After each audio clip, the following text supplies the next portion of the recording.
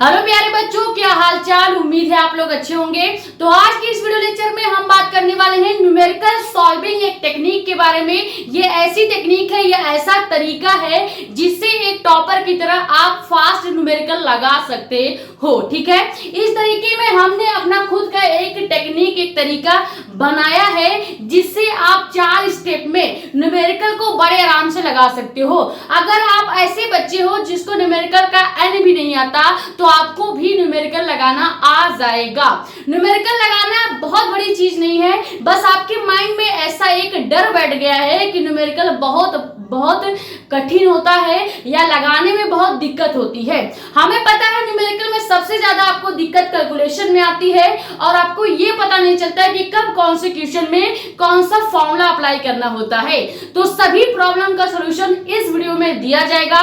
सबसे पहले हम समझेंगे कि न्यूमेरिकल लगाने के 4 स्टेप्स या टेक्निक क्या है। ठीक है, क्या तरीका होता है किसी भी, चाहे केमिस्ट्री सब्जेक्ट हो चाहे आपका फिजिक्स सब्जेक्ट हो, दोनों सब्जेक्ट के लिए ये वीडियो बहुत ज्यादा इंपॉर्टेंट होने वाली है। ठीक है, मेन कॉन्सेप्ट जो हमारा है वो है कैलकुलेशन को आसान बनाना। न्यूमेरिकल आप तब लगा पाएंगे जब आपको स्टेप वाइज न्यूमेरिकल लगाने का तरीका मालूम हो और मेन चीज आपको बेसिक मैथ्स आता हो यानी कैलकुलेशन आता हो, तब आपके लिए चीजें और ज्यादा आसान हो जाती है। जब आप कैलकुलेशन जल्दी जल्दी कर लेते हो यानी घातों का जोड़ घटाना गुणा ये सब जल्दी जल्दी कर लेते हैं तो आपको चीजें लगानी आ जाती है।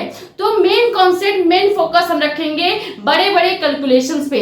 जो फिजिक्स के बड़े बड़े इक्वेशंस हैं, जो देखने में डायग्राम के साथ क्वेश्चन पूछे जाते हैं, ये सारे क्वेश्चन आप कैसे लगा सकते हो यही आज हम सीखेंगे। ठीक है, न्यूमेरिकल लगाने का सबसे बड़ा जो तरीका है वो क्या है, आपको 4 तरीके बताए जाएंगे। ये चारों अगर स्टेप आपने फॉलो कर लिया, चारों तरीके आपने अच्छे से फॉलो कर लिए तो आपको एग्जाम में एक टॉपर की तरह न्यूमेरिकल लगाने से कोई नहीं रोक सकता है। यहाँ पे कोई फेंकने वाली बातें नहीं है, ध्यान से देखिएगा। ये कई सारे बच्चे अप्लाई करते हैं, हालांकि ये पूरे YouTube पे आपको ये टेक्निक नहीं मिलेगा क्योंकि मैंने खुद ने बनाया है, तो कहां से मिलेगा। ठीक है, अब देखो ट्रिक का नाम है UIS ट्रिक। UIAS ट्रिक क्या होता है? सबसे पहला स्टेप आपको न्यूमेरिकल में क्या करना होता है, 99% बच्चे क्या करते हैं, जैसे ही यूपी बोर्ड एग्जाम का पेपर मिलता है तो कम से कम मान के चलिए आपके बोर्ड एग्जाम में 30 से 35 मार्क का न्यूमेरिकल पूछा जाता है। 30 से 35 नंबर का मतलब है कि 6 से 7% का केवल क्वेश्चन पूछा जा रहा है। 6 से 7% केवल क्वेश्चन पूछे जा रहे हैं। ठीक है, यानी अगर आप 30-35 मार्क स्कोर करोगे तो बोर्ड एग्जाम के मार्कशीट में या तो 6% या तो 7% शो होगा। तो मान के चलिए चाहे केमिस्ट्री सब्जेक्ट हो चाहे फिजिक्स सब्जेक्ट हो, दोनों में ही न्यूमेरिकल पूछे जाते हैं, ये बात आपको भी पता है।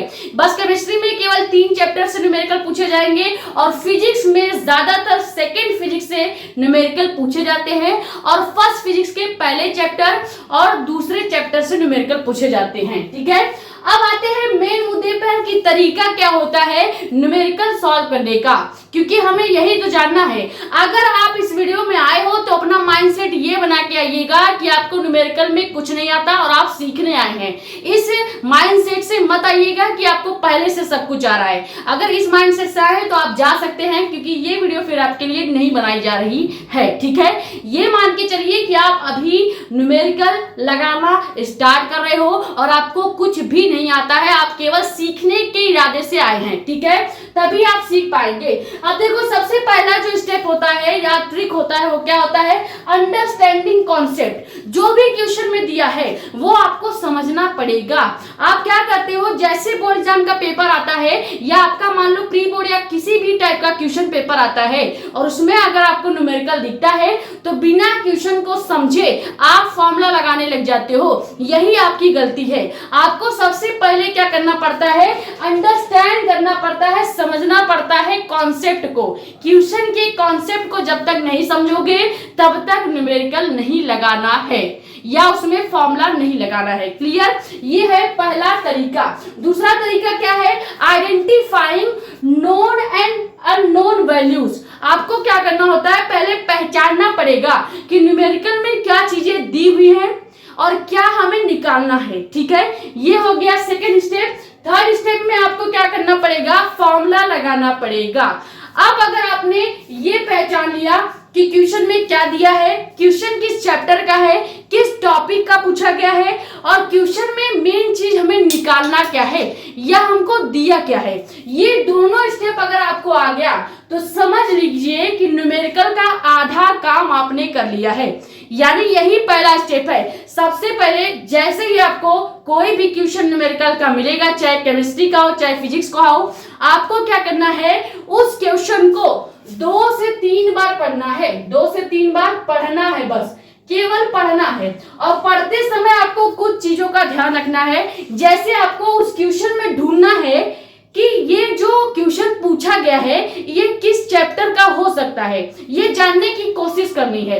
आपको ज्यादा टाइम नहीं लगेगा। एक क्वेश्चन को अगर 5 से 6 मिनट ध्यान से पढ़ लेते हो तो आपको वो क्वेश्चन किस चैप्टर का है, किस टॉपिक का है, और क्वेश्चन में क्या दिया है और क्या निकालना है, ये सारी चीजें मात्र 2 से 3 मिनट के अंदर आप पता कर लेते हैं। यही पहला तरीका होता है और यही 99% बच्चे नहीं करते। केवल क्वेश्चन मिला नहीं कि फॉर्मूला लगाना बैठ जाएंगे, ऐसे नहीं करते। ठीक है, पहले आपको क्या करना है, जो भी न्यूमेरिकल होगा उसे 2 से 3 बार पढ़ेंगे और ये समझेंगे कि वो न्यूमेरिकल किस चैप्टर का है, किस टॉपिक का है, और न्यूमेरिकल में एग्जामिनर आपसे पूछना क्या चाहता है, आपसे निकलवाना क्या चाहता है, ये आपको जानना पड़ेगा। ठीक है, तो ये हो जाएगा अंडरस्टैंडिंग ट्रिक के अंदर आ जाएगा। ठीक है, ये होता है हमारा फर्स्ट स्टेप न्यूमेरिकल लगाने का। सेकेंड स्टेप में हमने बताया कि आपको देखना है कि कौन सा वैल्यू दिया गया है क्वेश्चन में। जैसे हम एग्जांपल के तौर पे लेके चलते हैं, इस सेकेंड पॉइंट को समझते हैं। ठीक है,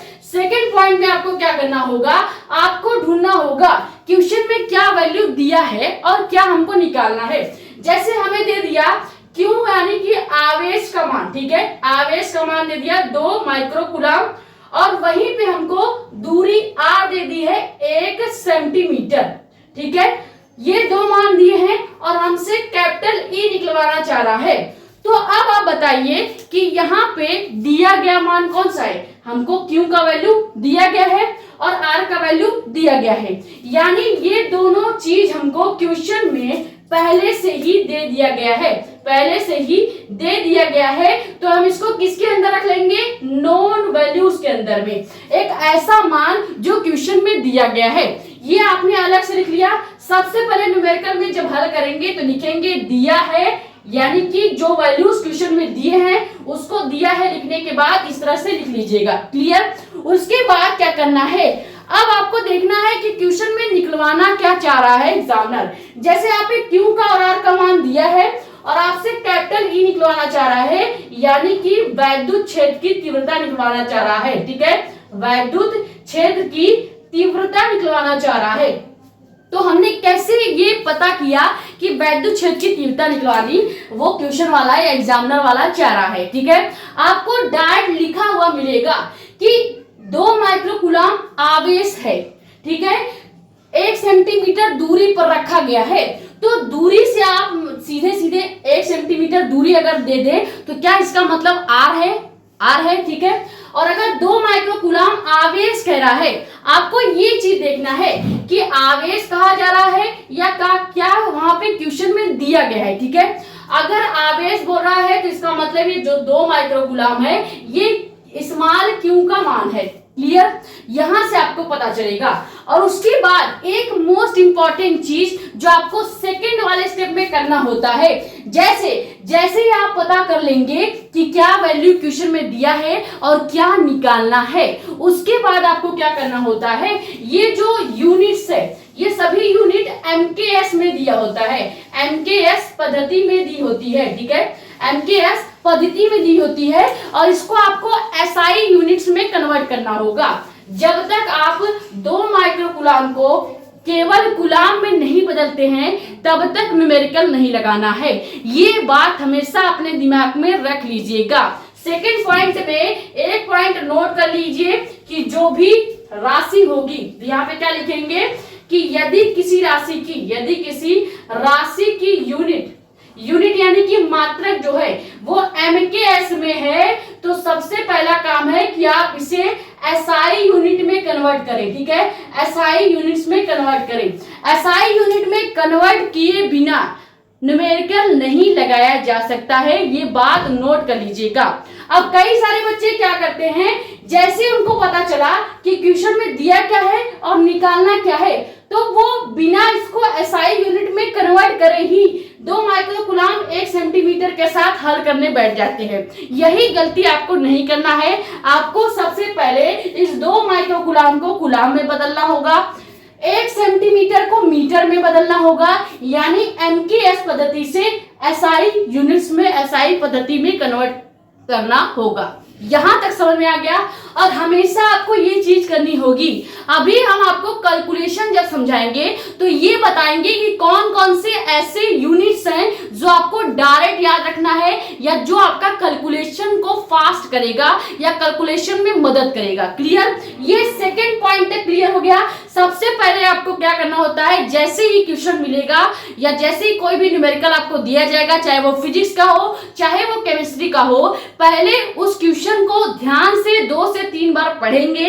और उसमें केवल पढ़ना नहीं है, कहानी की तरह पढ़ना नहीं है, आपको उसमें ढूंढना है कि क्वेश्चन में क्या पूछा जा रहा है, क्वेश्चन किस चैप्टर का है, किस टॉपिक का है और क्या वैल्यू दिया गया है, यानी क्या मान हमको दिया गया है और क्या मान हमको निकालना है।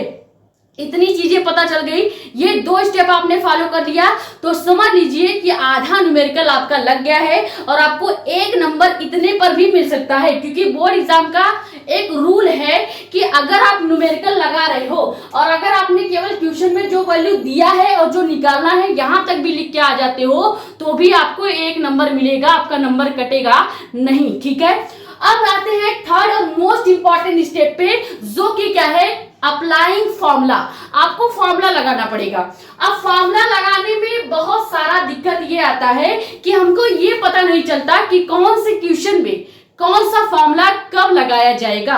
99% बच्चे यही हमसे सवाल पूछते हैं या सभी टीचर से यही सवाल पूछा जाता है कि सर कब कौन सा फॉर्मूला लगा जाता है, हमको ये पता नहीं चलता। उसका सबसे बड़ा रीजन पता है क्या है? सबसे बड़ा रीजन ये है कि आपको उस चैप्टर का फॉर्मूला नहीं याद है। ये सबसे बड़ा रीजन है। आप जब ये क्वेश्चन टीचर से आपने पूछते होंगे कॉलेज में या कह सकते हैं स्कूल में, तो टीचर भी यही कहता होगा कि पहले इस चैप्टर का फॉर्मूला याद कीजिए। ऐसा क्यों कहता है? क्योंकि जब आप फॉर्मूला याद करते हैं किसी भी चैप्टर का, चाहे वो केमिस्ट्री का हो चाहे वो फिजिक्स का हो, किसी भी चैप्टर का जब फॉर्मूला याद किया जाता है तो याद करने का तरीका ये है कि आप फॉर्मूला को 2 से 3 बार लिखें और उसमें जो सिंबल दिए हैं, जैसे यहाँ पे क्यू दिया है तो इसको आवेश पढ़ेंगे, ये आपको जानना जरूरी था। आर का मतलब दूरी होता है, ये आपका जानना जरूरी है। अब कैपिटल ई निकालना है तो आपको पता होना चाहिए कि कैपिटल ई जो है ये वैद्युत क्षेत्र की तीव्रता कहलाता है भाई। अगर नहीं पता होगा कि इसको पढ़ते क्या है तब तक कैसे लगाओगे? यही तो आपको करना होता है। फॉर्मूला याद करने में एक टॉपर बच्चा यही करता है कि जब वो फॉर्मूला याद करेगा तो उसमें जितने भी इंग्लिश के लेटर्स होंगे, जैसे क्यू हो गया, आर हो गया, ई हो गया, वो उन सब का मतलब जानेगा।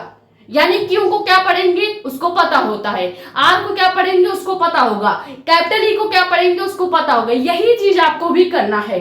केवल फॉर्मूला लगाना एकमात्र सॉल्यूशन नहीं है, आपको फॉर्मूला याद होना चाहिए और सभी चैप्टर के याद होने चाहिए।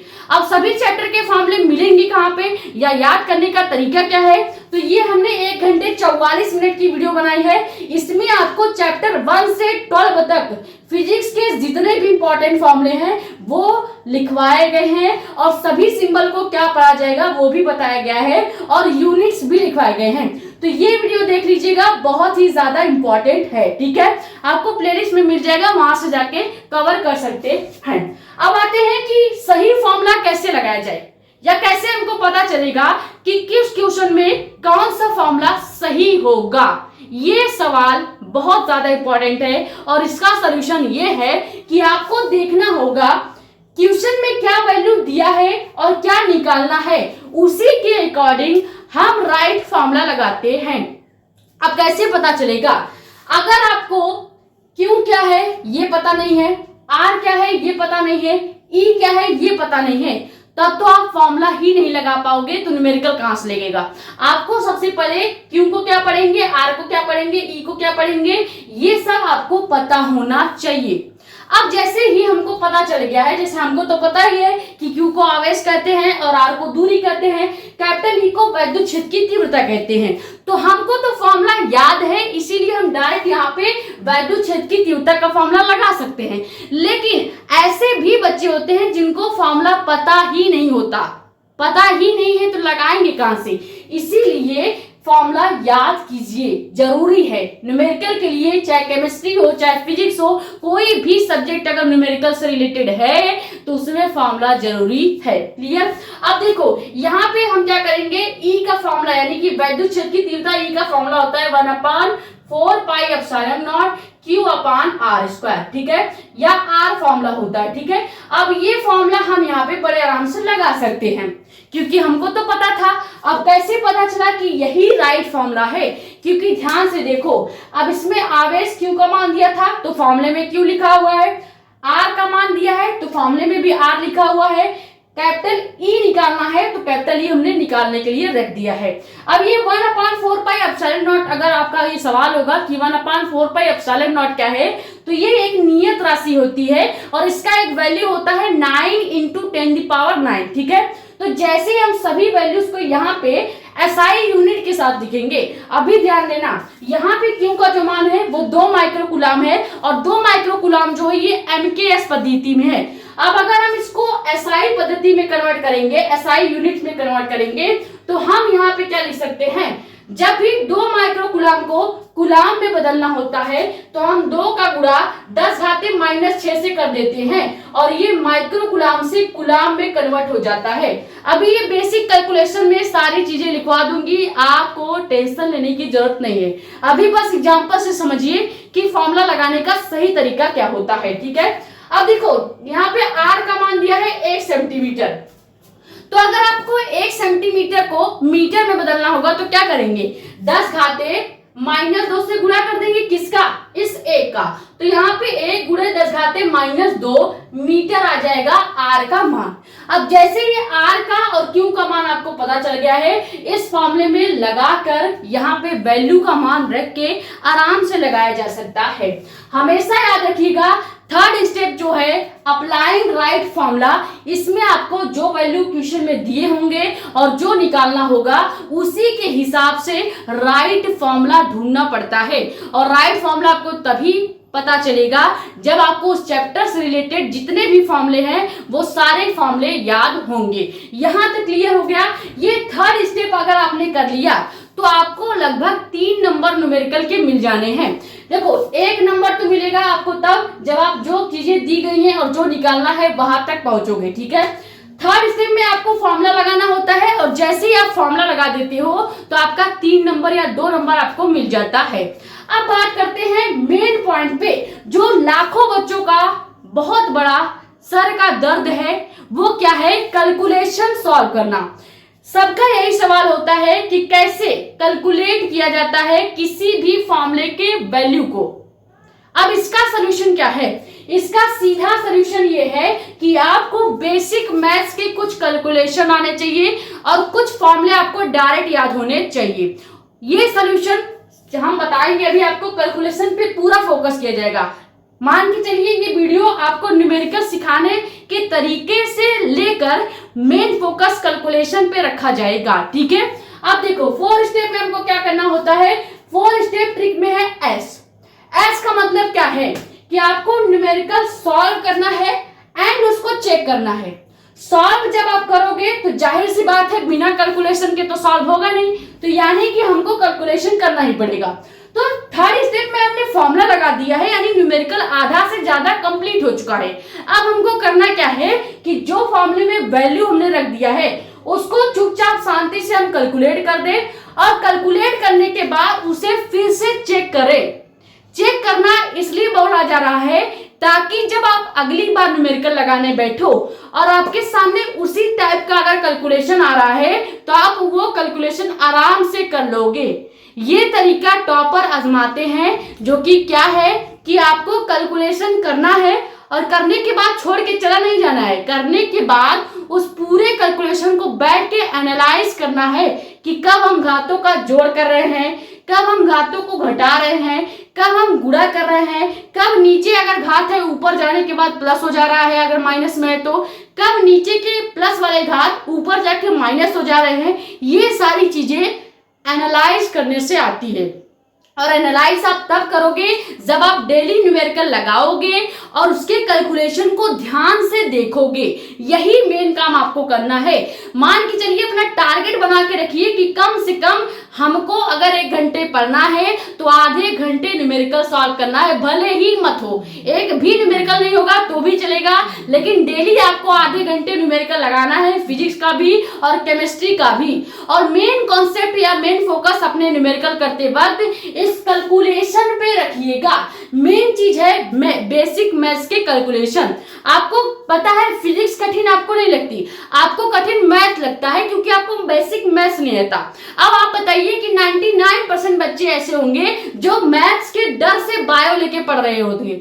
ठीक है, बायो पढ़ने का मन नहीं होगा, लेकिन अब क्या करें, अगर साइंस पढ़ना है तो या तो मैथ लो या तो बायो लो, यही दो ऑप्शन है। अब आप अगर मैथ से भागते होंगे तो आप पक्का बायो ही लिए होंगे, और हमें पता है कि आप वही बच्चे हैं जो मैथ से भाग के बायो लिए हैं। अब आपको क्या करना है, कैलकुलेशन पे फोकस रखना है। अब 4 स्टेप का जो ये पॉइंट हम बता रहे हैं कि आपको क्वेश्चन को सॉल्व करना है फॉर्मूले को लगाने के बाद, एंड कैलकुलेशन करके आंसर चेक करना है। ये बात हमेशा याद रखिएगा, ये गलती मत कीजिएगा कि आप केवल सॉल्व कर रहे हैं और उसके कैलकुलेशन को एनालाइज नहीं कर रहे हैं। जब तक आप 1 न्यूमेरिकल सॉल्व करके, 2 न्यूमेरिकल सॉल्व करके, 5-10 न्यूमेरिकल सॉल्व करके उसके अलग अलग टाइप के कैलकुलेशन को एनालाइज नहीं करेंगे, तब तक आप कैलकुलेशन में मास्टर नहीं बन पाएंगे या कैलकुलेशन को फास्ट तरीके से नहीं कर पाएंगे। अब कैलकुलेशन को फास्ट बनाने के लिए या आसान बनाने के लिए कुछ बेसिक कैलकुलेशन फॉर्मूले मैं आपको बता रही हूं जो कि आपको याद रखना है। ठीक है, और ये जो फॉर्मूले हैं मैं आपको कैलकुलेशन का जो पूरा पार्ट है ये केमिस्ट्री और फिजिक्स दोनों सब्जेक्ट के लिए बना के दे रही हूं। ठीक है, तो मान के चलिए ये जो कैलकुलेशन का पूरा पार्ट मैं समझाने वाली हूं, इसमें आपको फिजिक्स के फॉर्मूले के साथ साथ यानी फिजिक्स के बेसिक मैथ्स के फॉर्मूले के साथ साथ केमिस्ट्री के भी बेसिक मैथ्स के फॉर्मूले बता दिए जाएंगे। तो यहाँ तक पहले आप स्क्रीनशॉट अगर करना चाहें तो कर लीजिए, बाकी हम बता रहे हैं कि इसमें से आपको कुछ भी नोट करने की जरूरत नहीं है। अभी नोट करना जब होगा तो मैं आपको बताऊंगी। ठीक है, पहले ये मैनेज करेंगे फिर आगे कैलकुलेशन के पार्ट को समझेंगे। तो अब बात करते हैं मेन चीज जो कि है कैलकुलेशन का। न्यूमेरिकल में सबसे ज्यादा इंपॉर्टेंट होता है या सबसे ज्यादा इंपॉर्टेंट रोल जो होता है वो होता है कैलकुलेशन का। अगर आपने ये समझ लिया क्वेश्चन क्या है, किस चैप्टर का है, किस टॉपिक का है, कौन सा फॉर्मूला लगाना है, क्या वैल्यू दिया है, क्या निकालना है, ये सारी चीजें क्लियर हो गई हैं, तो आप बढ़ते हो 3rd स्टेप पे जो कि होता है फॉर्मूला लगाने का। ठीक है, जैसे ही आप फॉर्मूला लगा लेते हैं तो आपके पास सबसे बड़ा जो प्रॉब्लम आती है वो ये आती है कैलकुलेशन का। आपको कैलकुलेशन करने में दिक्कत आती है। आप फॉर्मूला लगा ले जाएंगे लेकिन कैलकुलेशन करते करते पूरा सवाल नहीं कर पाते। क्यों? क्योंकि आपको बेसिक मैथ्स के कैलकुलेशन या तो कठिन लगते हैं या तो आपको बोरियत सा लगता है। वो इसलिए लगता है क्योंकि आपको कुछ फॉर्मूले पता नहीं है, कुछ ट्रिक्स पता नहीं है बेसिक कैलकुलेशन करने का। अब मेन चीज देखते हैं कैलकुलेशन किया कैसे जाता है। सबसे पहले स्टेप बाय स्टेप आपको कैलकुलेशन करना होता है। ऐसा नहीं है कि आप दशमलव सॉल्व कर रहे हैं, दशमलव का गुणा कर रहे हैं, उसी में आप पावर भी सॉल्व करने लगे, ऐसा नहीं करना। पहले आपको पावर को सॉल्व करना पड़ेगा, फिर डेसिमल को सॉल्व करना पड़ेगा, फिर अगर यूनिट्स में चेंज करना है तो आप यूनिट में चेंज करेंगे। जैसे अभी एग्जांपल के साथ आपको बताया जाएगा, उसका टेंशन मत लीजिए। ठीक है, फिर आपको क्या करना होगा, हमेशा कैलकुलेशन करते वक्त ध्यान रखना है कि जो भी पावर है उसको अच्छे से सॉल्व कीजिएगा। जो भी डेसिमल दिया होगा, दशमलव कहाँ पे लगाना है, कब ऊपर दशमलव जाता है, कब दशमलव नीचे आता है, ये सारी चीजें आपको ध्यान रखनी है। और यूनिट्स कब चेंज करना है तो ये आपको क्वेश्चन में जब दिया है करके वैल्यू आप लिखेंगे वहीं पर यूनिट आपको चेंज कर देना है। ठीक है, आगे कैलकुलेशन में यूनिट चेंज करने के लिए मत रखिएगा, यूनिट सेकेंड स्टेप में ही चेंज कर देना है। ठीक है, जैसे आपको क्वेश्चन समझ में आ जाएगा और क्या दिया है ये समझ में आ जाएगा, तो वहीं पे आप यूनिट उसका चेंज कर दीजिएगा। जो भी वैल्यू दिया होगा उसका यूनिट वहीं पे चेंज कर देंगे। जैसे हमने बताया कि अगर माइक्रो कूलम में है तो आपको वहीं पे कूलम में चेंज करके रख लेना है। ठीक है, अब आते हैं थर्ड स्टेप, जो कि क्या करना होता है, आंसर के साथ आपको उस आंसर का राइट यूनिट लिखना होता है। जैसे मान लो अगर आप फोर्स का मान निकाल रहे हो, बल का मान निकाल रहे हो, तो क्या इसका आंसर जो भी आएगा, जैसे मान लो 25 इसका आंसर आया है, तो क्या अगर हम बल निकाल रहे हैं तो लास्ट में न्यूटन लगाएंगे, क्योंकि बल का जो यूनिट होता है, मात्रक होता है, वो न्यूटन होता है। तो मान लीजिए ये पूरा आंसर क्या हो जाएगा, 25 न्यूटन लिखा जाएगा। यही होता है आंसर के साथ यूनिट्स को सही तरीके से लिखना। जो भी आप निकाल रहे हो हमेशा याद रखिएगा उसी के यूनिट्स को आंसर में लिखना होता है। अगर आप बल निकाल रहे हो तो बल का यूनिट लिखेंगे, अगर आप वैद्युत क्षेत्र की तीव्रता निकाल रहे हो तो वैद्युत क्षेत्र की तीव्रता का यूनिट लिखेंगे। जो आंसर आएगा उसी के अकॉर्डिंग उसकी यूनिट लिखनी है। यहाँ तक क्लियर हो गया। अब आप कहेंगे ये सब तो बेसिक चीजें हैं, ये सब तो हमको आता है, तो हमने पहले ही बता दिया है कि आपको यहाँ ज्ञानवान बन के नहीं आना, आपको शून्य बन के आना है और ज्ञानवान हो के जाना है। ठीक है, ये समझ में आया।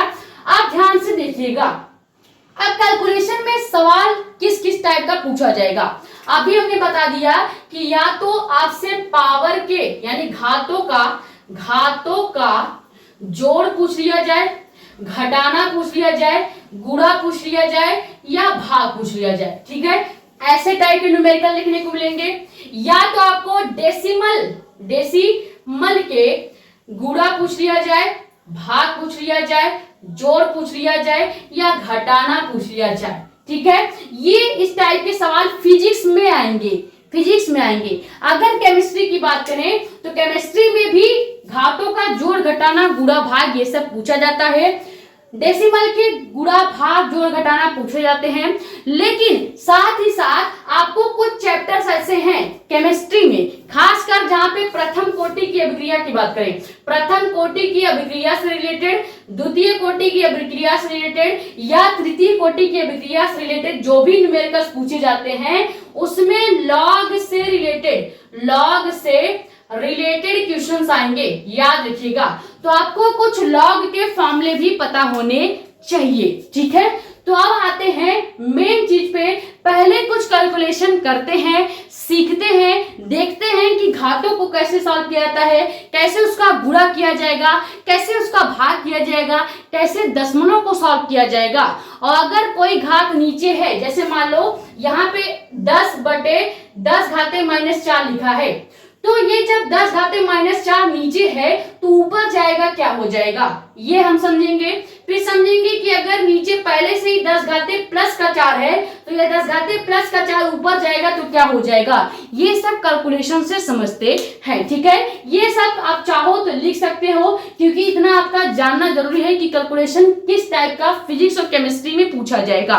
केमिस्ट्री में याद रखिएगा पावर के न्यूमेरिकल तो देखने को मिलेंगे ही है, साथ ही साथ डेसिमल के गुणा, भाग ये सब देखने को मिलेगा ही। और आपको लॉग का क्वेश्चन पूछा जाएगा जब आप प्रथम कोटि की अभिक्रिया, द्वितीय कोटि की अभिक्रिया और संक्रियण ऊर्जा निकालेंगे, तब आपको लॉग का सबसे ज्यादा क्वेश्चन देखने को मिलेगा। याद रखिएगा जितने भी केमिस्ट्री के क्वेश्चन है, न्यूमेरिकल्स हैं, जैसे नेरनेस्ट इक्वेशन हो गया और आपका कोलराउस का नियम हो गया, इन सब में लॉग का यूज हुआ है। तो अगर न्यूमेरिकल इन सब टॉपिक से रिलेटेड आएगा तो लॉग बेस्ड क्वेश्चन जरूर पूछा जाएगा।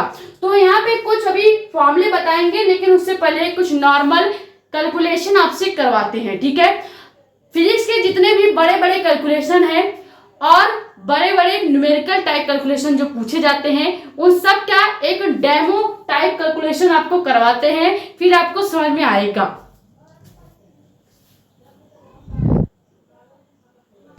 तो आप ध्यान दो, जैसे यहाँ पे हमने एक कैलकुलेशन एग्जांपल के फॉर्म में लिया है, इसको कैलकुलेट करके हम आपको कुछ चीजें सिखाएंगे। जैसे यहाँ पे घातों को कैसे हल करना है और दशमलव को कैसे हटाना है, और कोई भी घात अगर नीचे बटे में है तो ऊपर जाएगा क्या होगा, ये सारी चीजें समझते हैं। तो फिजिक्स के बड़े बड़े जो ऐसे टाइप के कैलकुलेशंस होते हैं, या जब भी आप कैलकुलेशन करने बैठते हैं तो आप इस छोटे बच्चे की तरह ट्यूशन लेके बैठते हैं और थोड़ी देर बाद परेशान होकर ऐसे हाथ रख के बैठ जाते हैं और कैलकुलेशन छोड़ देते हैं।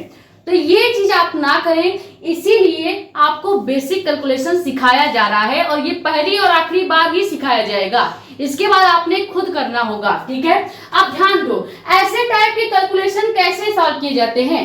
ज्यादातर फिजिक्स में ऐसे क्वेश्चंस देखने को मिलेगा, अभी बता दे रही हूं, हर बार फिजिक्स में ऐसे कैलकुलेशंस आपने देखे होंगे और यहीं पे आके आप रुक जाते हो क्योंकि आपको ये पावर सॉल्व करने नहीं आता, ये पावर सॉल्व करने नहीं आता, ये दशमलव हटाना नहीं आता, ये नीचे जो ब्रैकेट का भी स्क्वायर दिया है इन सबको सॉल्व करना नहीं आता, वही यहाँ पे सिखाने वाले हैं। अब ध्यान से देखो कैसे सॉल्व करना होता है।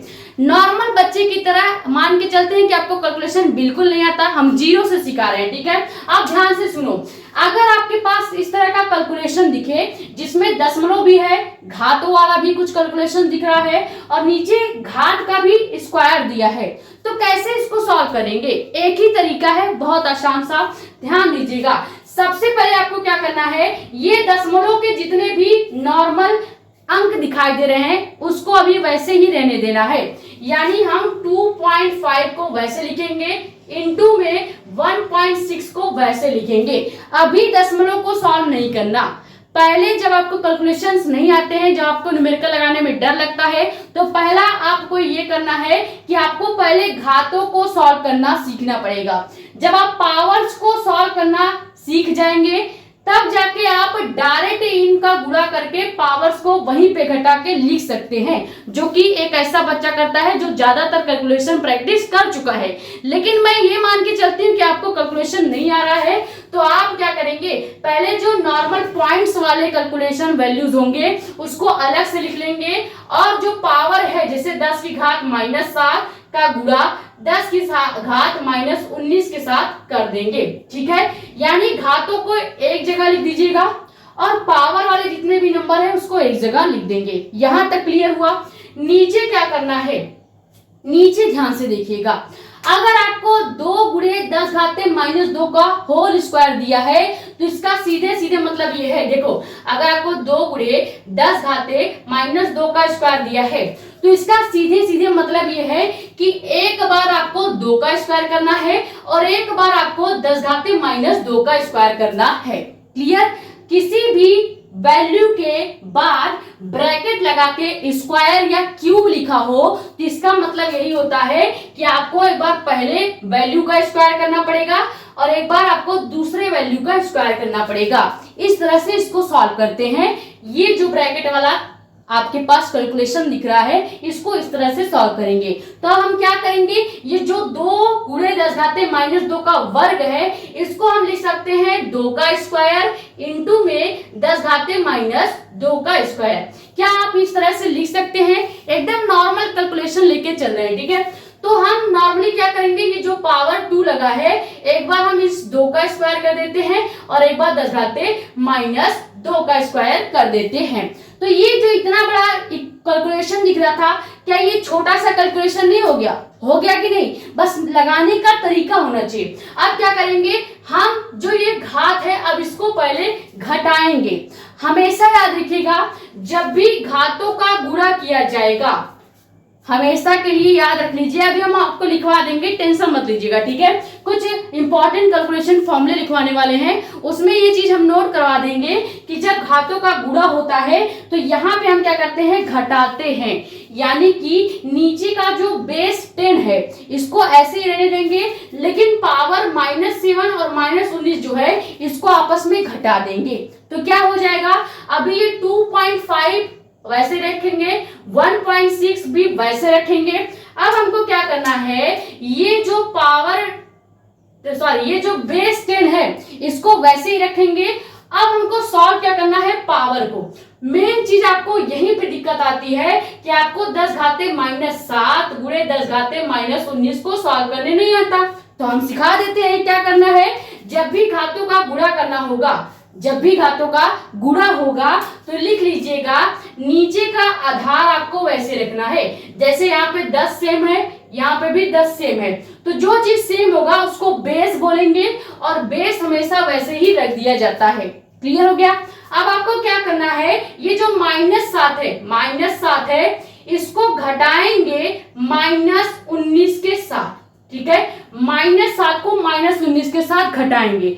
ऐसा क्यों किया जाता है, क्योंकि घातों का गुणा करते वक्त हमेशा पावर्स को घटाया जाता है, ये पॉइंट आपको याद रखना है। वहीं पे अगर घातों का भाग करना होता, अगर हमें 10 घाते -7 का भाग करना होता 10 घाते -19 के साथ, तो हम क्या करते, -7 को जोड़ देते -19 के साथ। ये हमेशा बात याद रखिएगा, अगर घातों का गुणा करेंगे तो हमेशा पावर को घटाएंगे, अगर घातों का भाग करेंगे तो हमेशा पावर को जोड़ेंगे। बेस आपको वही रखना है, पावर के साथ केवल खेलना होता है। ये क्लियर हुआ। अब ध्यान से देखो, अभी फिलहाल हमें गुणा करना है तो भाग को मिटा देते हैं, गुणा पे फोकस रखते हैं। देखो कैसे सॉल्व करेंगे, जब आपके पास -7 और -19 दिया है, इसको आपको घटाने के लिए बोल रहा है, तो क्या करेंगे, ये -7 वैसे ही रखेंगे, इसके साथ आपको कुछ नहीं करना है, आपको घटाना केवल इसके साथ है, 19 के साथ। किसके साथ, -19 के साथ। अब अगर फॉर्मूले को देखो तो फॉर्मूले में पहले से माइनस है और हमें इसको किसके साथ घटाना है, तो -19 के साथ। तो क्या ये -+ हो जाएगा, हो जाएगा या नहीं, हो जाएगा। ठीक है, अब अगर यहाँ पे इसको घटाएंगे तो माइनस और प्लस मिलके माइनस हो जाता है। यहाँ पे जब 19 में से 7 घट जाएगा, 19 में से 7 घटेगा तो एक वैल्यू निकल के आएगा और वो वैल्यू क्या हो जाएगा, या यहाँ पे ध्यान दीजिएगा, आप ऐसा कर सकते हैं, जब ये माइनस है, सीधे याद रखिएगा, जब ये माइनस है वैसे तो इसको घटाएंगे फॉर्मूले के अकॉर्डिंग, क्योंकि हमने बोला है कि घातों को घटाना है। तो जब आप यहाँ पे घात हमेशा क्या करेंगे, एक सेकेंड, जब गुणा किया जाता है तो घटाते नहीं, यही बात तो दिक्कत हो गई। देखो आपको याद रखिएगा, जब भी घातों का गुणा होगा तो इसको हम जोड़ेंगे। ठीक है, जोड़ेंगे, घटाएंगे नहीं, घटाते हैं भाग के समय। ये चीज याद रखिएगा, थोड़ा सा यहाँ पे कंफ्यूजन हो जाता है। आप ध्यान से देखिएगा, आपको क्या करना है, इसको जोड़ना होता है। तो -7 वैसे रहेगा, प्लस का निशान वैसे रहेगा। अब प्लस का गुणा -19 के साथ किया जाएगा, तो क्या ये -19 जो है प्लस माइनस पूरी तरह से मिलके माइनस हो जाएगा और यहाँ पे केवल -19 बच जाएगा। ठीक है, तो -7 -19 जोड़ेंगे तो क्या यहाँ पे माइनस के 26 आ जाएगा। कैसे आएगा, ध्यान से देखिएगा, 19 और 7 26 होता है। अब माइनस क्यों लग रहा है, ये आपका सवाल होना चाहिए, ये आपका सवाल होना चाहिए। ऐसा क्यों किया जाता है, जब भी हम कोई भी घातों का गुणा करते हैं तो गुणा करने के बाद जैसे यहाँ पे 26 आया है, ठीक है, तो हम 26 के आगे माइनस क्यों लगाते हैं। इसका जवाब ये है कि आपको देखना पड़ता है कि कौन सा घात बड़ा है, -7 बड़ा है या -19 बड़ा है। तो आपका जवाब होगा कि -19 बड़ा होगा। ठीक है, तो वैसे तो -7 बड़ा होना चाहिए, वो भी कब, जब एक प्लस में होगा एक माइनस में होगा। लेकिन जब दोनों ही माइनस में हैं तो माइनस की जो संख्या बड़ी होगी वही हम लेकर चलते हैं। ठीक है, जैसे अगर -7 है और -19 है, आपसे कोई पूछे कि ये बताओ कि -7 बड़ा है या -19 बड़ा है, तो दोनों माइनस में है तो आपका जवाब 19 होगा। ठीक है, अब 19 के आगे कौन सा निशान है, माइनस का। इसीलिए जो भी जोड़ने के बाद मान आता है हम देखते हैं कि कौन सा वैल्यू बड़ा है, जो वैल्यू बड़ा होगा उसके आगे जो भी निशान होगा वो हम लगा देते हैं। यहां तक क्लियर हुआ। एक चीज याद रखिएगा, हमेशा जब घातों का, यहाँ पे लिखवा देते हैं, घातों का गुणा जब होगा तो घात क्या होगा, घात जुड़ जाते हैं, जुड़ जाते हैं, ये बात याद रखिएगा। तो अब हम यहाँ पे सीधे लिख सकते हैं माइनस माइनस प्लस या फिर माइनस ही रहने देंगे और 26 लिख देंगे, ठीक है। यानी सीधे सीधे अगर आपको फास्ट कैलकुलेशन करना होगा तो आप इतना स्टेप थोड़ी ले जाएंगे। आप क्या करेंगे, अगर दोनों माइनस में है सीधे उसको जोड़ दीजिएगा, 19 और 7 जो भी होगा उसको जोड़ देंगे। और अगर बड़ा नंबर 19 है और उसके आगे माइनस दिख रहा है तो आप माइनस लगा देंगे, बस इतना ही करना है। ये तो इतना समझाने के लिए आपको हमने धीरे धीरे कैलकुलेशन बताया है कि आखिर घातों का गुणा किया कैसे जाता है, ठीक है। तो ये समझ में आ गया। आपको कुछ नहीं करना होगा, जब भी पावर का गुणा करने को बोलेगा और दोनों घात माइनस में होंगे तो सबसे पहले पावर का गुणा करते वक्त ही हमको याद रखना है कि जो भी घात होगा उसको सबसे पहला काम जोड़ देंगे। अगर 19 और 7 है तो 19 7 को जोड़ेंगे 26 हो जाएगा। आप ध्यान देंगे कि दोनों क्या माइनस में है। अगर दोनों माइनस में है तो अब ये देखेंगे कि बड़ा नंबर कौन है।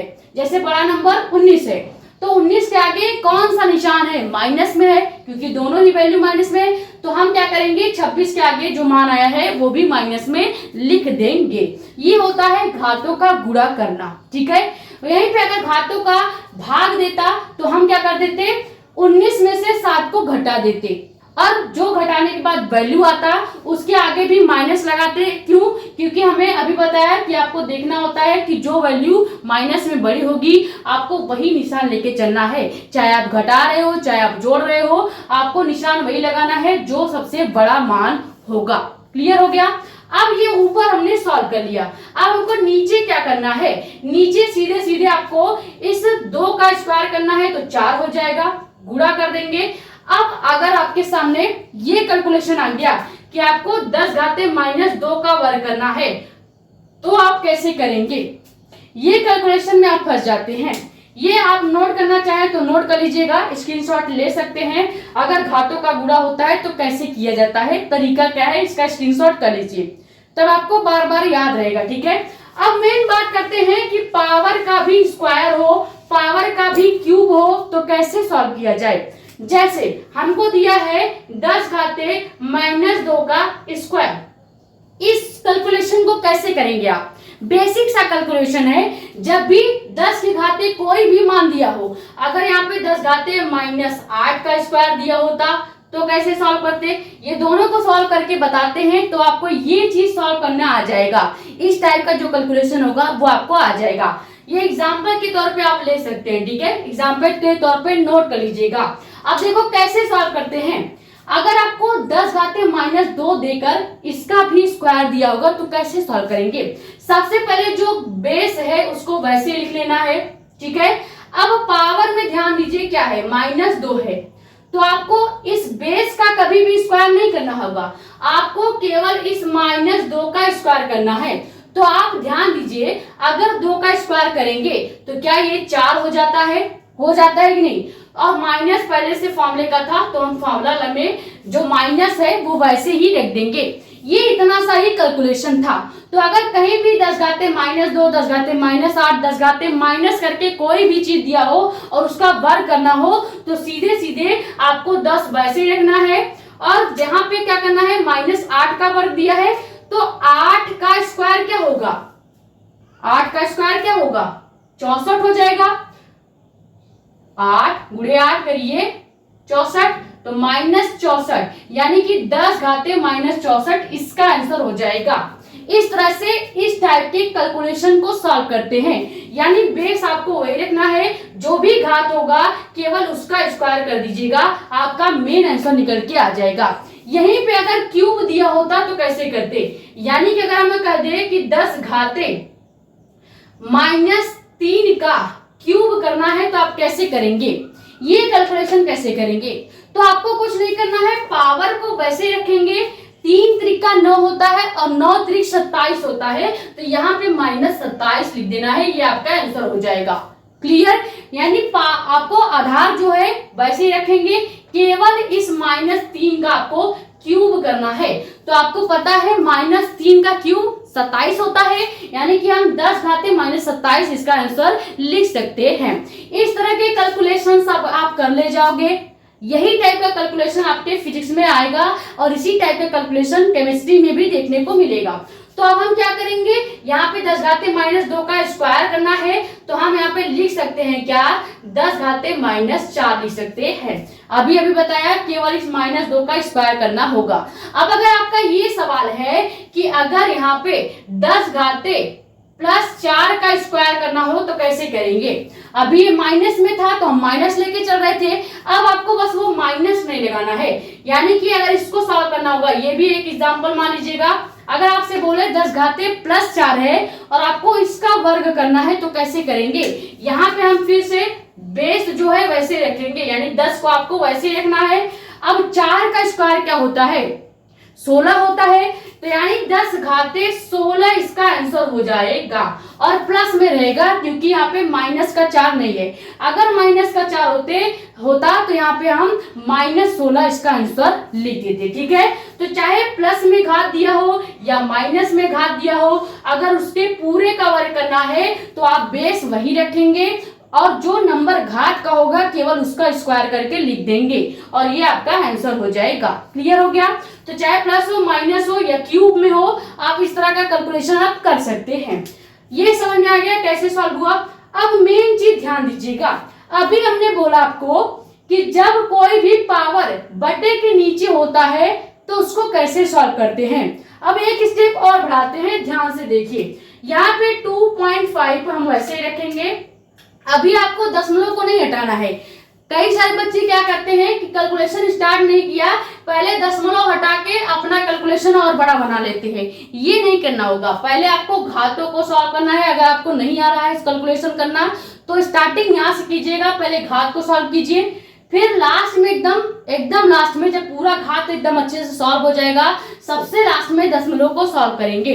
आप ध्यान दीजिए, यहाँ पे 2.5 इंटू 1.6 वैसे रहेगा, इंटू में 10⁻26 वैसे ही रहेगा। ठीक है, नीचे हम क्या करेंगे, 4 को वैसे लिख देंगे।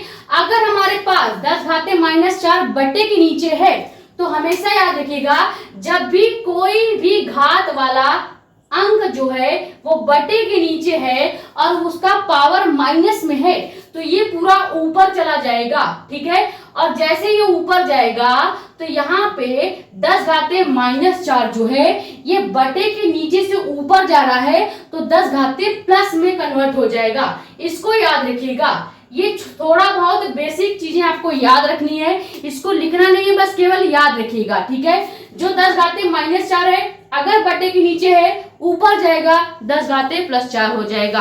अगर यहाँ पे 10 घाते +4 होता और ये ऊपर जाता तो 10 घाते -4 हो जाएगा। यहाँ पे लिखना चाहे तो इस चीज को लिख सकते हैं, हम आपको लिख यहाँ पे बता देते हैं। ठीक है, जैसे मान लो 10/10 घाते 4 दिया है और प्लस में है। ठीक है, ये ऊपर जाएगा तो यहाँ पे हम लिख सकते हैं 10 × 10 घाते प्लस का 4 था तो यहाँ पे माइनस का 4 इसको लिखा जा सकता है। ठीक है, क्लियर। ये आप पहला एग्जांपल डाल के लिख लीजिएगा। दूसरा एग्जांपल क्या है कि हम मान लेते हैं 10/10 घाते -4 है। ठीक है, तो जब -4 को हम ऊपर ले जाएंगे तो ये 10 × 10 घाते प्लस का 4 हो जाएगा। ये अंतर आपको याद रखना है। ठीक है, ये आपको याद रखना है। इस तरह का कैलकुलेशन आपके सामने आ सकता है जिसमें पावर जो होता है वो बटे के नीचे होता है, तो इसमें केवल 2 चीजें आपको ध्यान देनी होती है। अगर पावर का जो घात है वो प्लस में है ऊपर जाएगा, माइनस में आंसर आएगा। ठीक है, अगर हम पहले से माइनस में है ऊपर जाएगा प्लस में उसको लिखा जाएगा। ठीक है, तो यहाँ पे 10 घाते -4 को ऊपर ले जाएंगे तो हम क्या करेंगे, 10 घाते -26 पहले से ही ऊपर है और ये 10 घाते -4 भी ऊपर जाएगा तो ये 10 घाते प्लस के 4 हो जाएगा। अब हमको क्या करना है, अभी दशमलव को वैसे ही रखेंगे क्योंकि पहले पूरा घात हमको सॉल्व करना है। तो 10 घाते -26 का गुणा अगर 10 घाते +4 के साथ किया जाए तब क्या करना है। अभी हमने केवल माइनस का गुणा किया था, तब आपको क्या करना था, ये देखना था कि माइनस में कौन सी नंबर बड़ी है। अब अगर आपको 10 घाते -26 का गुणा 10 घाते +4 के साथ करने को बोलेगा तो क्या करेंगे। देखो ये तो आपको पता चल गया होगा कि बेस आपको वही रखना है, बस केवल घातों को जोड़ देना है। तो अगर 26 और 4 को आप जोड़ें, 26 और 4 को अगर आप यहाँ पे ध्यान से देखिएगा, जोड़ना है घटाना है, ये चीज कैसे डिसाइड होगा। यहाँ पे ये -26 है। अब घातों को फॉर्मूले के अकॉर्डिंग जोड़ा जाता है और यहाँ पे पहले से ही प्लस का 4 प्रेजेंट है। तो अगर हम माइनस का गुणा प्लस के साथ करेंगे तो क्या ये माइनस में आएगा, आंसर आपका माइनस में आएगा, ठीक है। और इसको घटाना पड़ेगा, कैसे घटाएंगे, फॉर्मूले का हम प्लस लगा दिए हैं क्योंकि घातों का जोड़ना होता है। अगर यहाँ पे -4 होता तो हम इसको क्या कर देते, इसको घटाने की बजाय जोड़ देते, लेकिन इसको घटाया क्यों जा रहा है, हमेशा याद रखिएगा। अगर एक पावर माइनस में है और दूसरा पावर प्लस में है तो इसको प्लस करने के बाद हम इसको घटाएंगे, यानी फॉर्मूले का प्लस करने के बाद इसको घटाएंगे तो -26 और +4 घटाएंगे तो -22 इसका आंसर आएगा। आप चाहें तो घटा सकते हैं, 26 में से 4 घटाएंगे 22 आएगा। अब आपको माइनस क्यों लिखना है, अब आपका ये सवाल होना चाहिए कि माइनस क्यों लिखा जाएगा। तो हमने बोला था आपको बस ये ध्यान रखना है कि सबसे बड़ा नंबर क्या है, ये नहीं देखना है कि उसके आगे क्या लगा है, कौन सा निशान लगा है, ये नहीं देखना है। बस आपको देखना है कि पावर में सबसे बड़ी नंबर कौन सी है। जैसे 4 बड़ा नंबर है या 26, तो 26 बड़ा नंबर है। 26 के आगे जो भी निशान दिया होगा, चाहे वो माइनस का हो चाहे वो प्लस का हो, वही आपको आंसर के साथ लिख देना है। तो जब भी आप 10 घाते -26 का गुणा 10 घाते +4 से करेंगे तो सबसे पहले एक माइनस है एक प्लस है, तो यहाँ पे घटाना होगा, ठीक है। कैसे घटाएंगे, -26 को वैसे लिखेंगे। अब जब भी घातों का गुणा होता है तो हम उसको नॉर्मली जोड़ते हैं, तो -26 को जोड़ेंगे +4 के साथ, माइनस प्लस प्लस हो जाता है, तो 26 4 जुड़ के 22 होगा। और सबसे बड़ा अंक 26 है और 26 के आगे माइनस था इसलिए हमने माइनस लगा दिया है। ये हो गया घातों का गुणा तब जब एक प्लस में हो और एक माइनस में और एक प्लस में हो। दोनों माइनस में होंगे तो हम सीधे घटाकर माइनस का निशान लगा देंगे। दोनों में से एक माइनस एक प्लस होगा तो आप घटाएंगे किसको, 26 में से 4 को, और सबसे पहले माइनस लगाएंगे ये देखकर कि सबसे बड़ी संख्या क्या है। अगर यहाँ पे सबसे बड़ी संख्या प्लस में 26 के बाद 27 दिया होता तो हम इसको 10 घाते प्लस का 22 रखते। क्लियर हो गया। अभी यहाँ पे क्या लिखेंगे, जब इसका कैलकुलेशन करा जाएगा तो यहाँ पे आ जाएगा 2.5 वैसे ही रखेंगे, 1.6 वैसे ही रखना है, इंटू 10⁻⁻26 का गुणा 10⁻+4 के साथ करने पर 10 घाते -22 आंसर आया है, ठीक है। तो नीचे हमारे पास केवल 4 बच गया है, ऊपर हमारे पास 2.5 गुणे 1.6 गुणे 10 घाते -22 हो गया है। तो देखो इतना बड़ा कैलकुलेशन को हमने छोटा करके इतना छोटा सा कर दिया है। अब इसको कैसे कैलकुलेट करना है, यहाँ पे आपको अब दशमलव को सॉल्व करना है। अभी तक बस हम केवल घात को ही सॉल्व कर रहे थे। ध्यान से देखिए, ऊपर के घात को पहले सॉल्व किया, फिर नीचे के घातों को सॉल्व किया, फिर ऊपर के घात को पूरी तरह से सॉल्व करके नीचे के घात को भी पूरी तरह से हमने सॉल्व किया है। लेकिन अभी तक क्या हमने डेसिमल को छुआ था, डेसिमल के जो भी अंक थे क्या हमने उसको सॉल्व किया, नहीं किया। अब यहाँ पे इस स्टेप पे आपको डेसिमल को सॉल्व करना है। यही चीज आपको ध्यान रखनी है। जब आप न्यूमेरिकल लगाना स्टार्ट करते हो तो आपको पहले घातों को अच्छे से सॉल्व करना है, फिर जाके डेसिमल का गुणा भाग करना है, ठीक है। तो आप क्या करेंगे, यहाँ पे डेसिमल को कैसे हटाया जाए, हमेशा याद रखिएगा, अगर बटे के ऊपर कोई भी अंक है जिसमें डेसिमल दिया गया है तो ये दशमलव हटाने के बाद नीचे 0 बढ़ाया जाता है, ठीक है। और अगर नीचे जैसे 4 की जगह 4.10 दिया होता, अगर यहाँ पे 4 की जगह, यहाँ पे कुछ एग्जांपल्स ले लेते हैं। अब इसको सॉल्व करना है तो पहले इसको इरेज कर देते हैं, ठीक है। देखो इसको कैसे सॉल्व करेंगे, अगर आपके सामने ये आ गया तो इसको कैसे सॉल्व किया जाएगा। इसको सॉल्व करने का तरीका ये है कि ऊपर हमको दिया है 2.5 गुणे 1.6 गुणे 10 घाते -22। तो हमें क्या करना होगा, ऊपर के साइड दशमलव है तो ऊपर दशमलव जितना हटाएंगे, जैसे यहाँ पे 2.5 दिया है यानी एक अंक के बाद दशमलव है, तो इसको हटाएंगे तो हम नीचे 1 0 बढ़ाएंगे। अगर यहाँ पे 2.567 दिया होता तो यानी कितने अंक के बाद दशमलव है, 1 2 3 अंक के बाद दशमलव था, तो हम इसके नीचे लिख देते क्या, नीचे लिख देते 3 0, क्लियर हो गया। तो यही चीज आपको देखना है कि दशमलव कितने अंक के बाद है, पहले तो ये आपको देखना है, ठीक है। जैसे यहाँ पे 2.5 बस था, यानी दशमलव 1 अंक के बाद है, तो बटे के नीचे हम 1 0 लिख देंगे। क्लियर। वहीं पे अगर दशमलव 3 अंक के बाद होता तो हम बटे के नीचे 3 0 लिख देते। ये आपको सीखना पड़ेगा कि आप जब भी दशमलव हटा रहे हैं तो ये याद रखिएगा कि दशमलव कितने अंक पे था, डेसिमल कितने अंक पे था, ये जब पता चल जाएगा। और अगर ऊपर से दशमलव हटाया जा रहा है तो जीरो हमेशा नीचे लिखा जाएगा, बटे के नीचे, ये याद हो गया। अब अगर यहीं पे आपको कह दिया जाए कि ये ऊपर केवल 25 गुणे 16 गुणे 10 घाते -22 है और नीचे जो 4 है ये 4 9 के 4.15 है, तो आप कैसे सॉल्व करते।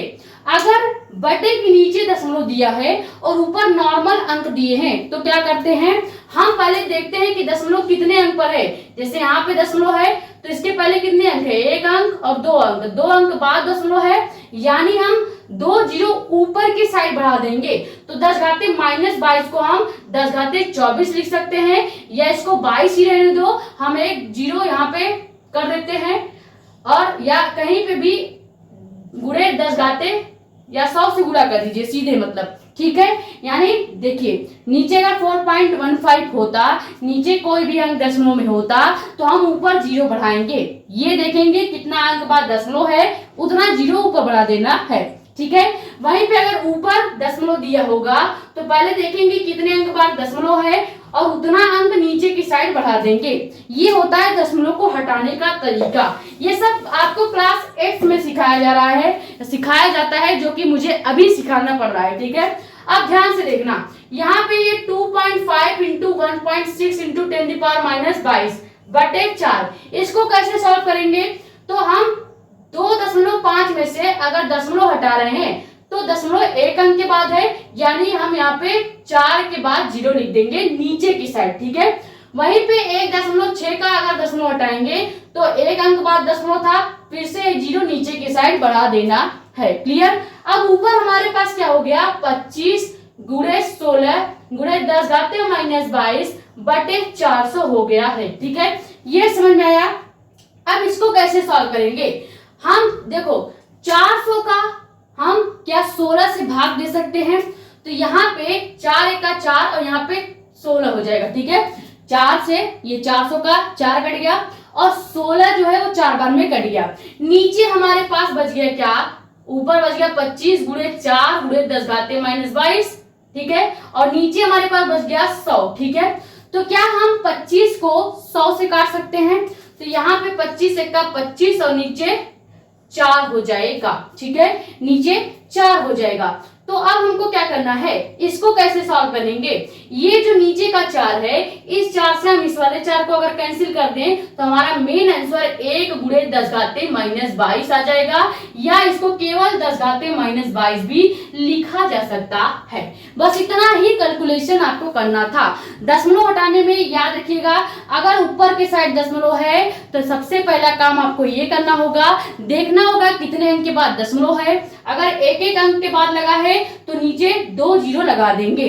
अगर यहाँ पे नीचे दशमलव होता, जैसे नीचे 4.14 या 1.5 कुछ भी दिया होता, तो नीचे जितने भी अंक के बाद दशमलव होता हम उतने 0 ऊपर लिख देते या उतना बार गुणा कर देते। जैसे 2 अंक के बाद 0 था तो हमने ऊपर 100 से गुणा कर दिया, 3 अंक के बाद होता तो हम ऊपर 1000 से गुणा कर देते, 4 अंक के बाद होता तो हम ऊपर 1 गुणे 4 बार 0 लिख के गुणा कर देते। यही तरीका होता है कैलकुलेशन करने का। ये समझ में आ गया नॉर्मल कैलकुलेशन कैसे किया जाता है। अब हम कुछ फॉर्मूले आपको बेसिक कैलकुलेशन के देंगे जो हमेशा आपको याद रखना है और उसे बार बार अपने कैलकुलेशन में लगाना है, ठीक है। और ये जो फॉर्मूला शीट दिया जाएगा इसको हर बार कैलकुलेशन में यूज करेंगे तो ही आपको याद होगा, ऐसे रटने से याद नहीं होगा, ठीक है। ये स्क्रीनशॉट करना चाहे तो कर सकते हैं, वैसे केवल एक एग्जाम्पल के फॉर्म में हमने बताया है, लेकिन साइड में जो चीजें हमने समझाई है वो आपके लिए इंपॉर्टेंट हो सकता है। तो आप ध्यान से देखिए, कैलकुलेशन का कुछ बेसिक मैथ्स के फॉर्मूले आपको याद होने चाहिए और ये आपके लिए बहुत ज्यादा इंपॉर्टेंट है। सबसे पहले आपको याद क्या करना है, देखो बेसिक कैलकुलेशन फॉर्मूला, ठीक है। इसमें पहला चीज आपसे ज्यादातर कैलकुलेशन में घातों का सवाल आ रहा है, ठीक है। ये आपने अभी देखा कैलकुलेशन करके। अब उसमें आपने क्या देखा कि घातों का या तो गुणा पूछ लिया जा रहा है या तो भाग पूछ लिया जा रहा है। जब भी घातों का गुणा किया जाएगा तो आप क्या करेंगे, जो भी घात a और b होगा उसको आपस में जोड़ेंगे, लेकिन ये जोड़ना डिपेंड करता है कि a माइनस में है या b माइनस में है, a प्लस में है या b प्लस में है। उसके अकॉर्डिंग हम इसे प्लस माइनस का गुणा करने के बाद ये डिसाइड करते हैं कि इसका जो मेन आंसर आएगा वो जुड़ेगा या घटेगा। अभी हमने आपको करके बताया भी, ठीक है। अब अगर घातों का भाग करना होगा तो मेन चीज क्या होता है, आपको हमेशा नॉर्मली घटाना होता है, लेकिन ये डिपेंड करता है कि जो ये a पावर है यानी घात a जो है ये माइनस में या प्लस में है, ठीक है। सेम इसी तरह घात b माइनस में या प्लस में है, उसके अकॉर्डिंग हम इसको माइनस जो फॉर्मूला है वहां से प्लस या माइनस का गुणा करने के बाद ही यहाँ पे घटाते हैं, ठीक है। तो जब भी घातों का गुणा होगा हमेशा जोड़ेंगे, जो भी घात होगा उसको जोड़ेंगे, ठीक है। जब भी घातों का भाग होगा हमेशा घातों को घटाएंगे और आधार को सेम ही लिखेंगे। ये पहला फॉर्मूला आपको याद होना चाहिए। ज्यादातर फिजिक्स और केमिस्ट्री का हमेशा घातों का गुणा और भाग ही पूछा जाता है, कभी भी पूरे कैलकुलेशन में घातों का जोड़ और घटाना ज्यादा नहीं पूछा जाता, ठीक है। अब आते हैं फिजिक्स के लिए एक मोस्ट इंपॉर्टेंट चीज जो आपको याद होना चाहिए, और ना केवल फिजिक्स में, ये केमिस्ट्री में भी यूज होता है। जैसे कहीं पे 1 मिलीमीटर दिया है और आप चाहते हैं कि आप इसे मीटर में कन्वर्ट कर दे, तो आपको क्या करना होगा, 10⁻³ से गुणा करना पड़ेगा जो भी वहां पे नंबर दिया होगा। जैसे 5 मिलीमीटर दिया होता तो हम क्या करते, 5 मिलीमीटर को अगर हमको मीटर में कन्वर्ट करना होगा तो हम 5 का गुणा करेंगे 10⁻³ के साथ, फिर जो आंसर आएगा वो मीटर में आ जाएगा। क्लियर। इसी तरह से एक माइक्रोमीटर अगर दिया है और आप इसे मीटर में कन्वर्ट करना चाहते हैं तो जब भी माइक्रो में कोई भी वैल्यू दिया होगा तो आपको 10⁻⁶ से गुणा करना होगा, ठीक है। जैसे 1 माइक्रोमीटर को अगर हम मीटर में कन्वर्ट करना चाहते हैं तो हम 1 का गुणा 10⁻⁶ के साथ करेंगे और ये माइक्रोमीटर से मीटर में कन्वर्ट हो जाएगा, ठीक है। अगर आपको 1 नैनोमीटर दिया होगा, आप ये सब लिखते चलिए, mm का मतलब होता है मिलीमीटर, um या माइक्रो इसको पढ़ते हैं, जो इस तरह का u होता है, इस तरह का जो u होता है इसको हम माइक्रो पढ़ते हैं, ठीक है। माइक्रो पढ़ते हैं, इसको लिख लीजिएगा, ठीक है। अब माइक्रोमीटर को अगर मीटर में बदलना होगा 10⁻⁶ से गुणा कर दीजिएगा।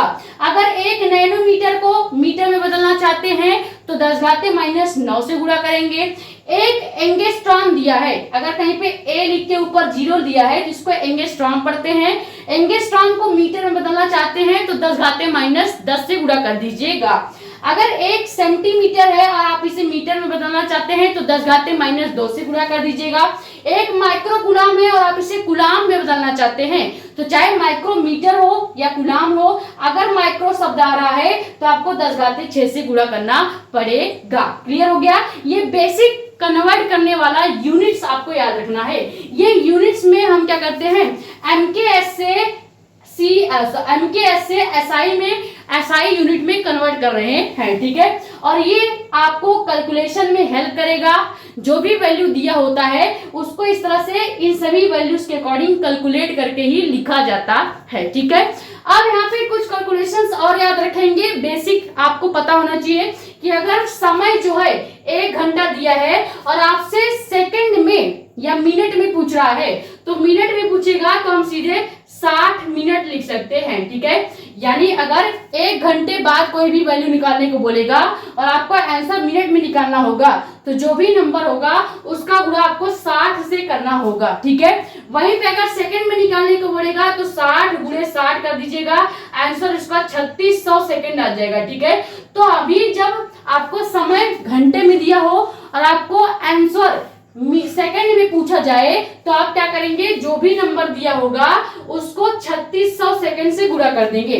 जैसे हमें 5 घंटे बोला जाए, ठीक है, और हमें कह रहा है कि 5 घंटे को सेकंड में कन्वर्ट करो तो हम 5 × 3600 का गुणा कर देंगे। तो 5 का गुणा जब 3600 के साथ करोगे जो भी आंसर आएगा 5 घंटे में उतना ही सेकंड होगा। ये होता है नॉर्मल कैलकुलेशन के लिए फॉर्मूला। यही सब तो आपको सीखना है और कुछ थोड़ी सीखना है। और जब अगर आपको 5 घंटे बोला जाए और इसमें मिनट पूछा जाए तो 5 का गुणा 7 से कर दीजिएगा, 5 घंटे में जितने मिनट होंगे वो पता चल जाएगा। ठीक है, ये हो गया बेसिक चीजें। अब कहीं पे भी अगर 1 केजी दिया है और आप इसे ग्राम में बदलना चाहते हैं तो आपको क्या करना होगा, जो भी नंबर दिया होगा, जैसे यहाँ पे 6 केजी होता और हम 6 केजी को ग्राम में बदलना चाहते हैं तो 6 का गुणा 10 घाते प्लस 3 के साथ कर देंगे तो आंसर आपका ग्राम में आ जाएगा। सेम इसी तरह 1 ग्राम अगर दिया होगा और आप इसे मिलीग्राम में बदलना चाहते हैं तो आपको 10 घाते -3 से गुणा करना होगा। जैसे यहाँ पे 8 ग्राम दिया होता और हम 8 ग्राम को चाहते हैं कि मिलीग्राम में बदल दें तो हम क्या करेंगे, यहाँ पे 8 का गुणा 10 घाते -3 के साथ कर देंगे। अब जो भी आंसर आएगा वो मिलीग्राम में आ जाएगा। ये थोड़ा बहुत बेसिक चीजें हैं जो फिजिक्स में या केमिस्ट्री में यूज होती हैं, यही आपको याद रखना है। ठीक है, पहले इतने फॉर्मूले को डायरेक्ट स्क्रीनशॉट कीजिए और इसको लिख लीजिएगा। ठीक है, ये बहुत ज्यादा इंपॉर्टेंट है।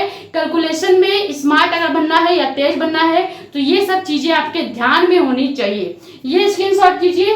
फिर मेन चीज देखते हैं कि अगर केमिस्ट्री में लॉग का क्वेश्चन आएगा तो लॉग के कौन से फॉर्मूले हैं जो ज्यादातर केमिस्ट्री में यूज होते हैं या कैसे लॉग के फॉर्मूले हैं जो केमिस्ट्री में पूछे जाते हैं। ठीक है, पहले ये स्क्रीनशॉट कर लीजिए।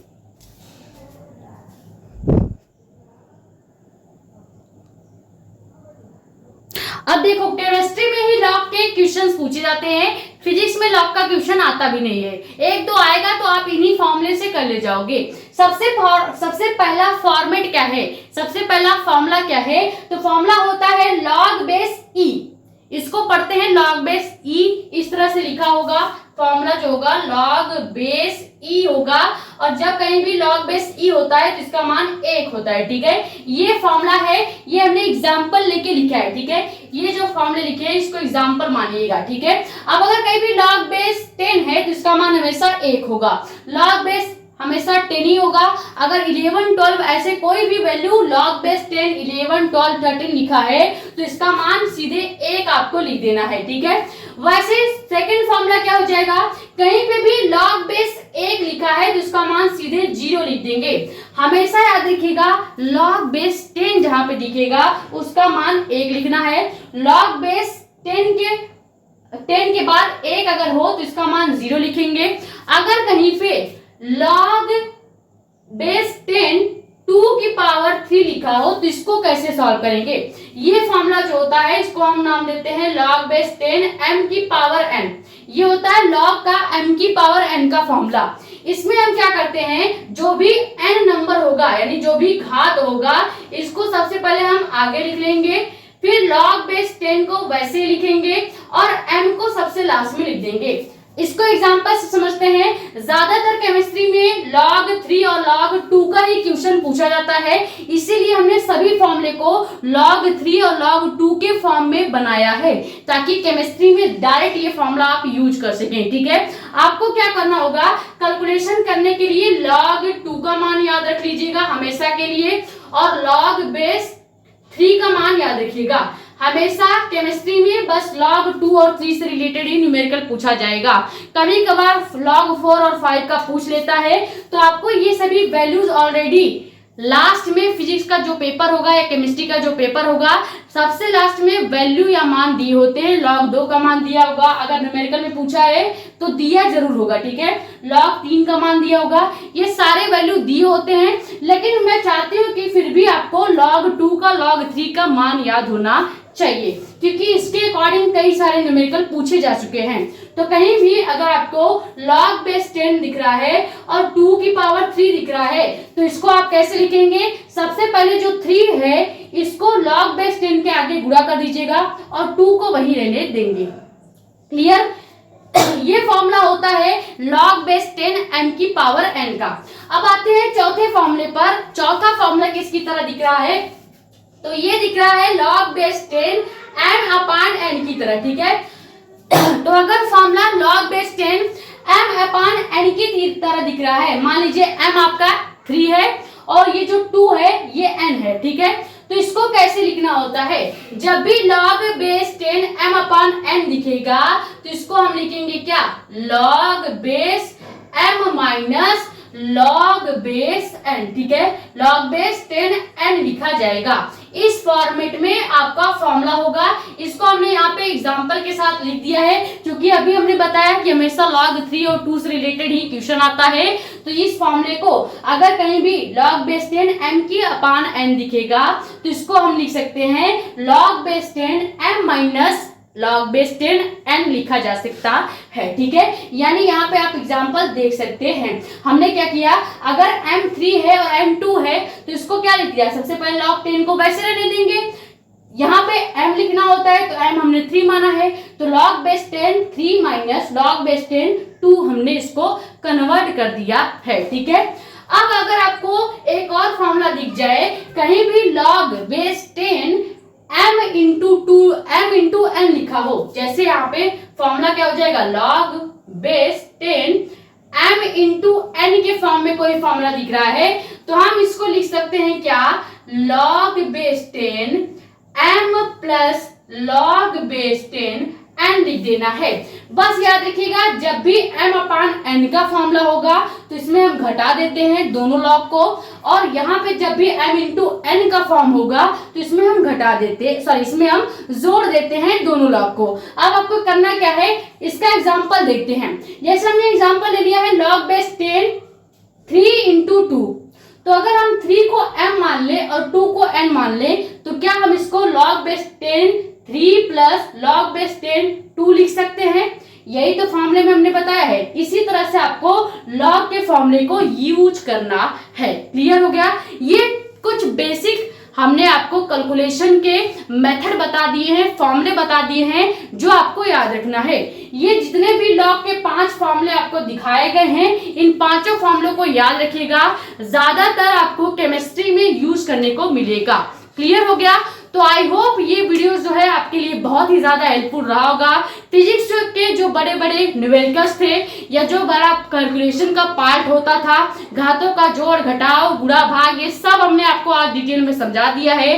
कैसे दशमलव को हटाते हैं, ऊपर होगा तो क्या करेंगे, नीचे जीरो बढ़ाएंगे, नीचे होगा दशमलव तो क्या करेंगे, बटे के ऊपर जीरो बढ़ाएंगे। ये सारी बेसिक से बेसिक कैलकुलेशन हमने आपको सिखा दिया है।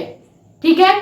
तो आई होप वीडियो आपके लिए जो है बहुत ही ज्यादा हेल्पफुल रही होगी। अगर वीडियो पसंद आई है तो वीडियो को लाइक कर दो, नए हो तो चैनल को सब्सक्राइब कर दो, ताकि ऐसी ही इंफॉर्मेटिव और इम्पोर्टेंट वीडियोस आपके पास आती रहे। ज्यादा से ज्यादा वीडियो कर दो शेयर, ताकि और वीडियो जुड़ जाए। बाकी अपने कमेंट्स या डाउट आप यहाँ पे या हमारा इंस्टाग्राम ID भी है मेडिको स्माइल साक्षी मिश्रा नाम से, वहां पे भी अपने डाउट्स पूछ सकते हैं। ठीक है।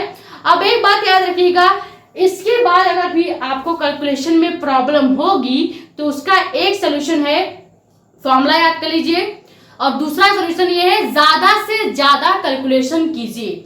बिना खुद से न्यूमेरिकल सॉल्व किए, बिना खुद से कैलकुलेशन लगाए आपको चीजें नहीं आने वाली हैं। और मेन चीज आपको फोकस रखना है, जब भी आप कैलकुलेशन कंप्लीट कर लेंगे, कैलकुलेशन को दोबारा चेक कीजिएगा, ये जरूरी है। और चेक करते वक्त आपको एनालाइज करना है, कैसे कैसे गुणा किया गया है, कैसे भाग दिया गया है, कैसे दशमलव को हटाया गया है, कैसे घातों को घटाया गया है। ये सारी चीजें आपको एनालाइज करना है। इससे क्या होगा, आपको अगली बार जब आप न्यूमेरिकल करेंगे तो आपको उस न्यूमेरिकल में कैलकुलेशन जो पार्ट आएगा उसमें हेल्प मिलेगी। धीरे धीरे एनालाइज करते करते आप कैलकुलेशन में बहुत अच्छे हो जाएंगे। जैसे एक टॉपर बच्चा सेकेंडों में कैलकुलेशन करता है, आप भी वैसा करने लग जाएंगे। ठीक है। ये स्क्रीनशॉट कर लीजिए। मिलते हैं नेक्स्ट वीडियो में। Thank you so much.